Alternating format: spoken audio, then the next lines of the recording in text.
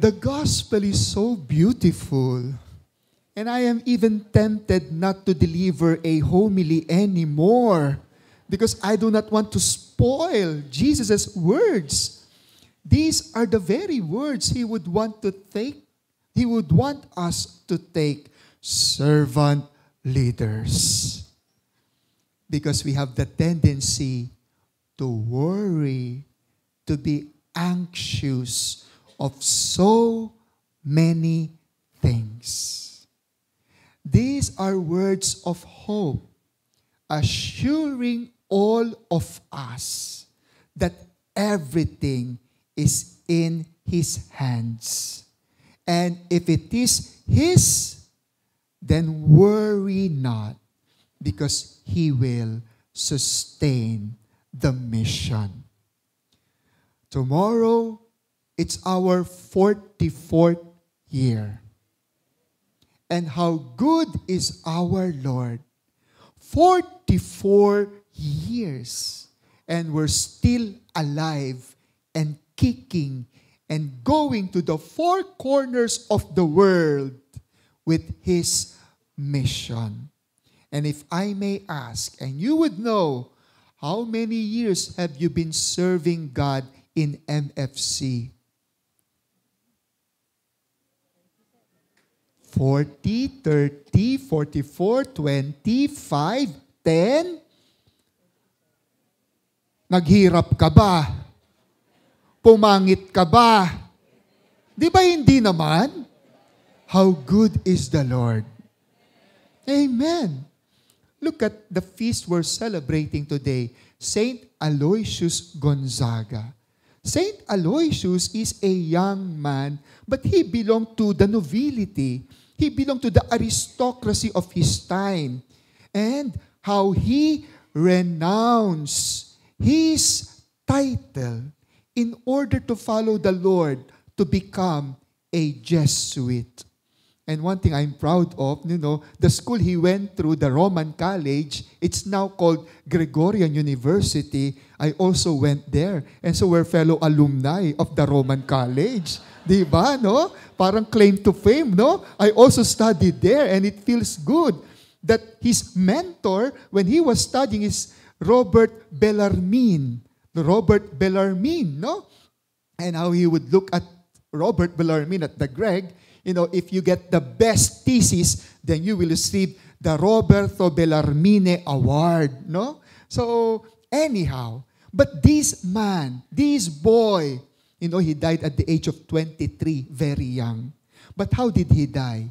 He died serving. Because of the plague that happened in Rome, he did not confine himself in the convent. He did not protected himself. But he went out, served, loved. And he thought of himself last, but others first. Serving God first, loving God first. It's clear to him, his priority is to serve the Lord, to glorify the Lord. But that service is connected with service to others. That is why he went out, took care of the sick, even if it meant losing his own life. But he did not lose it, because up to now, we hail him Saint of the Church, because God crowned his efforts with glory. And this is also the message God wants to convey to all of us. When we are sent to a mission, a lot of times, as I would say in my talks in the past, our tendency is, you'll go on a mission. Therefore, you pack your things. After packing your things, what will you do? You go to the ATM machine to get money, because you have to check whether you can go on a mission. But a lot of times, we end up just wanting to secure ourselves if I can do a mission with what I have. And therefore, we tend to qualify with what we have. How far can I go on a mission? But that's the problem. When our first tendency is to make an assessment of what we have. Because if we do that, then we will be lacking. If we do that, then we will end up saying, ay, di ko kaya, ay, imposible, ay, naku, mahirap, hindi kakayanin, wala tayong pera, wala tayong resources, wala, kulang. But that's our problem. When we will make only an assessment of our human resources. The gospel is clear. Look at the birds in the sky. Look at the fields. How God would feed, would clothe them, that even the robe of Solomon will not be able to. Hindi mo pwedeng ikumpara. Sapagkat di hamak, mas maganda ang mga ligaw na bulaklak. And how God provides for them. That is why when Jesus commissioned them, you go, do not bring extras. Extra tunic, extra clothing, extra money, extra bag. None of the extras. But you only bring the essential. And what is the essential? Your trust in God. Because for a person who trusts, then everything he knows will be supplied. Everything he knows will go on in accord with the plan of God. Believing that my God is bigger, greater than any other things. Confidence and trust in the God who sends. And when He looks at you, He knows you through and through. So you don't say, God could have committed a mistake by choosing me. Why would God choose me? No. He can never go wrong because He knows you through and through. Do not doubt God. But yes, because we doubt ourselves. Why? Because that's the premise. Because you tend to make an assessment of what you can do and what you have. That's limiting. You know, before I came here, I don't know what to say. And now I am unstoppable. It's because I don't rely on what I can do. But I will just be the mouthpiece of God to you. You think that I prepared a long homily? I leave it to God. But I prepared, of course. And I'm not saying that you do not need to prepare anything. But what we're saying is, this is not a lesson of preparedness, but lesson of trust. But we have to put trust in God first. Right. And that is why we need to do. To put our trust in God. Do not worry. Do not be eaten and consumed by anxiousness. There's so much to worry about, but leave it all to God. Because God will take care of it. Because the devil is at work, and the devil will pull you down, and the devil will throw seeds of what? Anxiety, discontentment, worrying. But you have to know how to fight the devil, and how to do it. Trust in God. That I have faith in God who sends me. And therefore, if I am given a mission, provision will follow. Worry not, because the Lord indeed provides. And for 44 years, we have seen how the Lord provided for us. For 44 years, how the Lord has been carrying us and leading us to where we should go. And that's something. And the accomplishment, it's not just because of us, but it's because of the goodness of God. But my next point is, we need to be contented with the provision. Because that's our problem. When we are not contented with what the Lord provides, then definitely we will seek more. Then definitely we would want to find more contentment with what the Lord provides. Let me share my own. Gas-gas na to pero tuwang-tuwa pa rin ako. For 23 years, I did not buy a brand new car. And sometimes, being a formator, it caused me something, disappointment, whenever the concern of the young priest would be, I need a car. So you need a car. And you know what? They will buy a new car. And what? Magpapakakuba kasi may monthly binabayaran, hinuhulugang brand new na kotse. Anong nangyayari? Nagiging champion of the masses. Kasi kailangan ng stipend. Kailangan ng panghulog ng sasakyan. Bumili ng brand new na sasakyan. Noon nagkaroon ng conflict of interest. Sapagkat ngayon, humahataw. Bakit? May hinuhulugan. Because that has been the problem. Well, they need one. I know. They need one. Pero bit-atat na atat ka. At hindi mo hayaan ang Diyos ang siyang magbibigay. Tingnan mo si Father Jojo. Hindi naman. Sabi ni St. Paul, do not boast, but only boast. I want to boast what God did to me. Because what God did to me, I want to really share. You do not look for it as your priority. God knows you need it. And God knows I will be needing one. And so my father gave me a second-hand car. A Nissan Sentra, pang taxi, kulay puti. Kulang na lang pinturahan ko no?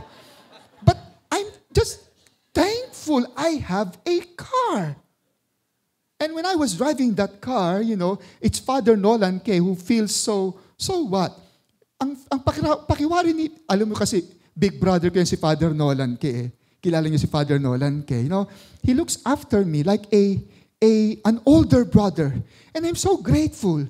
He would come to my room and look at my TV. Then, that was 2003. And he said, what is this? TV? Ngayon ka lang ba nakakita ng TV? You know why? Kasi yung TV ko, box type pa. At ang sabi niya, hindi yan TV, Joe. TV to. Binuksan ko. See, there's TV. I can watch TV. Sabi niya sa akin, bigyan kita ng 15,000. Dapat 5 p.m., may bago ka ng TV yung flat.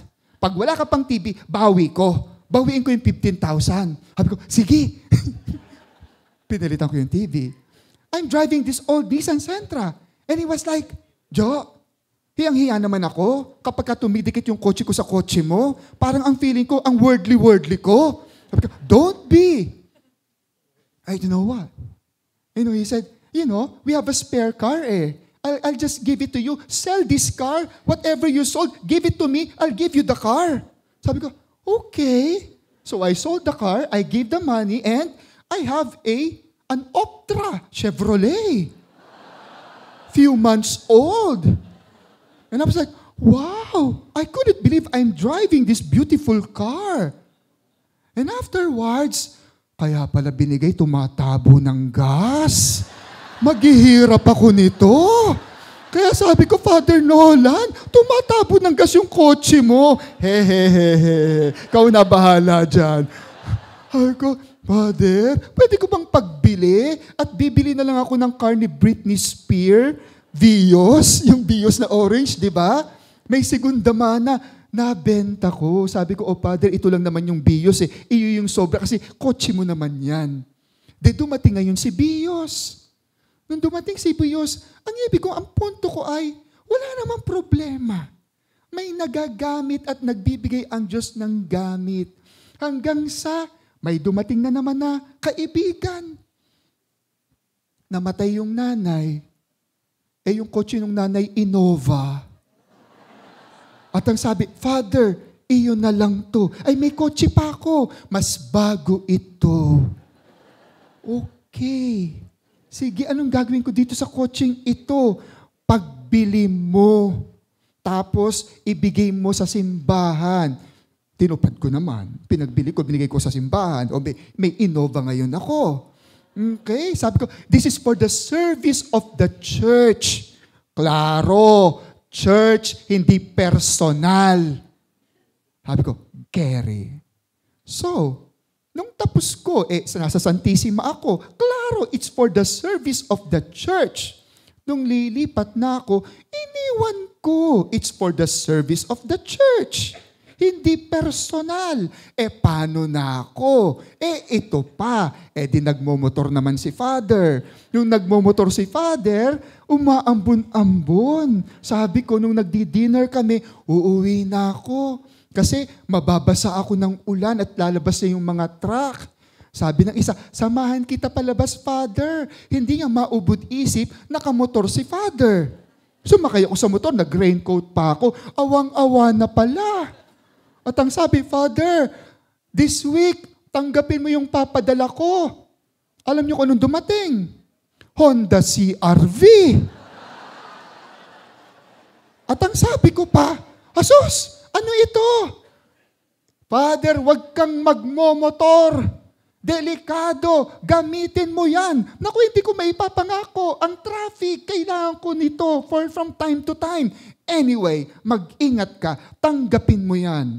Anong sabi ko, kung alam ko lang na bibigyan mo ko ng kotse, di sana, nagbisikleta na lang ako para brand yun yung binigay mo. Nagbiro ako. Tuwang-tuwa. At ang sabi niya, Father, company yan. Company issued yan. Wala sa'yo ORCR. Okay lang. Basta may nagagamit. So, ang ibig sabihin nito, nasa linya na ako ng company mo. Pag nasira to, papalitan mo. Sabi niya, oo. See, I don't need to buy. Because the Lord provides. But you may argue, pari ka kasi. Di din. Hindi din. Sapagkat ganyan kabuti ang Diyos. At kung naniniwala tayo, hindi ako papabayaan ng Diyos. Kaya kung anong pinag-uutos niya, I will focus on that. Because I trust the Lord blessed provides for me. The problem, if you're not contented with the supplication, be contented. Because that's what you need. And the Lord knows that's what you need. The rest, do not long for it. But be contented with what God will grace you. And in being contented, that's where our heart will rejoice and we will boast how good is the Lord. How did you know? I know because I can taste and see and feel. Ramdam na ramdam ko, lasang-lasa ko, damang-dama ko kay buti ng Diyos. Amen.